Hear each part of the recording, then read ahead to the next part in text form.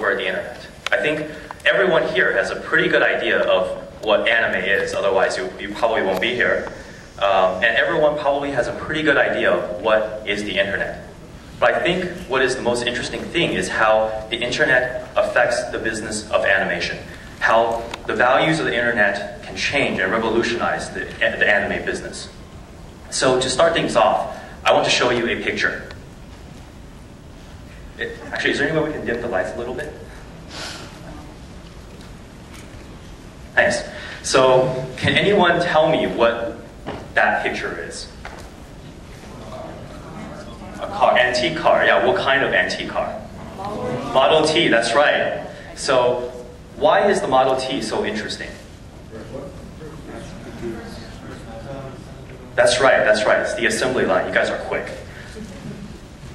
And the assembly line highlights a disruptive technology. Now, what is a disruptive technology? It's an innovation that creates a new and sometimes unexpected market by applying a different set of values. So think about that for a minute.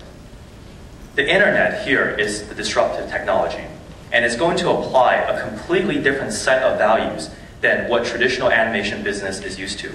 And this is really the crux of the presentation. We're going to look at some of the new values that the internet is applying towards animation business. So what is the internet? Well, to put it shortly, it's a convergence of disruptive technologies. We're really at the wave of a huge wave of innovation, summed up by a number of different technologies that impact our world. So for example, networking, Ethernet, the personal computer, the CPU, open source software, hard drive mass storage, and of course fiber optics. All of these things by themselves, individually, is already a disruptive technology. And when you combine all of them together, it makes a much more impacting, a disruptive wave, if you will, that we're all currently riding on. It's really an exciting time to be alive. But how do these things affect the internet, and what values does the internet change about animation business? So let's look at three different examples, three different things, different values that the internet is applying towards animation business. The first I want to highlight is the value of entertainment. Well, what does the value of entertainment mean? If we take a look at what the cost of entertainment is and how much we're entertained by it, we can get a pretty good estimate about what the value of entertainment. So the first example, everyone that does this, is go to the movie theaters. Well, on average, a movie theater ticket costs about $7, and you're entertained for about 2 hours. Another example, a box set DVD. This one costs about $40, and there's about 10 hours of content on there. And lately, what people have been doing is going on to playing video games. This video game, Final Fantasy, great game, $20 entertains you for an average of 50 hours. People buying this game play on average 50 hours. And finally, an even more relevant example, online MMOs. World of Warcraft, $12.99 per month. It entertains people for about 80 hours per month. And this is the average number of hours people play per month.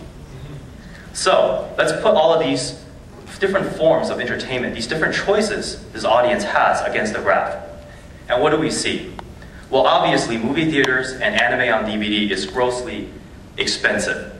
If I had a choice, would I spend 20 cents per hour to play an MMO? Or would I pay $4 per hour to entertain myself by watching an anime? So I think a huge reason why the anime industry is not doing that well is not because of piracy. It's the fact that people actually have better options, much cheaper, much more entertaining options. And these are the things we really have to consider as an internet and as an anime business in order to be competitive going forward. So what is Crunchyroll doing about it? Well, we have a Crunchyroll subscription plan. In July, we're announcing about 18 simulcast titles, which means titles we broadcast pretty much the same time as Japanese television. It's up to 720p high definition, and it costs about $7 per month. Now, we definitely have a lot of catalog content, but the new content, the fresh content that I've never seen before, you can access per month, is about 27 hours. And if you plot that on the graph, it's much more competitive with the other options that the audience has. And finally, if that's not enough, some people just can't pay, we offer a free streaming option. It's all about providing more options to the audience so that they can choose the best option for them. And the internet makes all of this possible. So the second different set of value the internet is applying towards business is the unit cost of delivery. This one gets a little bit hairy, so let me walk you through this. Traditionally, the fixed cost, which means how much are you going to put in advance just to be able to reach the first person, the fixed cost of creating a physical media like a DVD is huge. It's staggering. You're talking about over $10,000 up front to be able to dub it, master it, just to print the first DVD. Digitally, it's much less expensive. It only costs a few $100s to be able to master and subtitle a single episode and deliver it to the internet audience. And this is, keep in mind, just the fixed cost, the cost it takes to reach the very first person. Now, what about the variable cost? Well, here I'm graphing the physical versus variable and the number of people it can reach.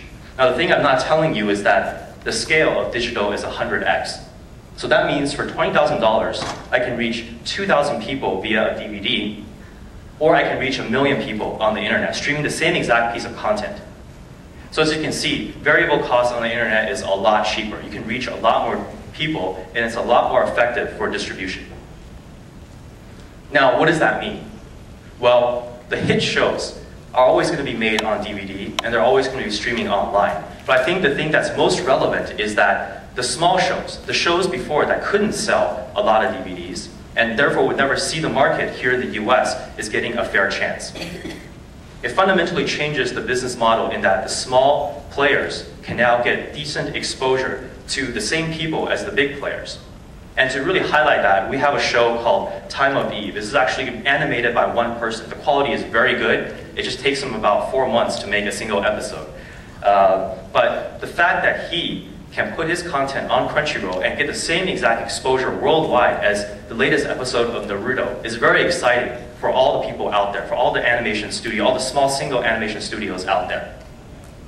So the internet is really changing the dynamics of who gets distribution, and it's not really just the most popular content anymore. Every single person has a say and can get their content in front of an audience. So the final point is the economics of anime over time. Now this one is a little bit more analytical, so let me just walk you through this one. Physical media, if you look at it from a cash flow perspective, when does money get spent and when does money get made for a piece of DVD? Here's what the graph looks like. Keep in mind that at month 0 is when the show simulcast, when the show broadcast on Japan television. Now you see a huge dip at the beginning and a huge peak afterwards. The dip is about so that's where the show simulcast. The dip is about 5 months in. So traditionally how licensors work is they wait for a show on Japanese television to finish airing, and then they see if it's actually any good. They evaluate it. They look at the fan subbers to see if there's a lot of adoption for that episode, and then they decide and make a choice whether they want to license it or not. This happens in month 5, about 2 months after the show finishes airing. And then they have to spend about $100,000 just to produce the thing. And then it takes about 6 months. And then in month 9 or month 10, this is if they're working fast, that DVD hits Best Buy. Now, as you can see, there's a huge investment up front, and there's a huge revenue generated in month 10. However, that drops off very quickly, and pretty soon, when that DVD can't make enough to handle returns, they have to take it off the shelf, and that DVD makes nothing. So, how does this graph look on the internet? Well, it's obviously fundamentally different, but why is it different? Well, here's the thing that most influences business on the internet.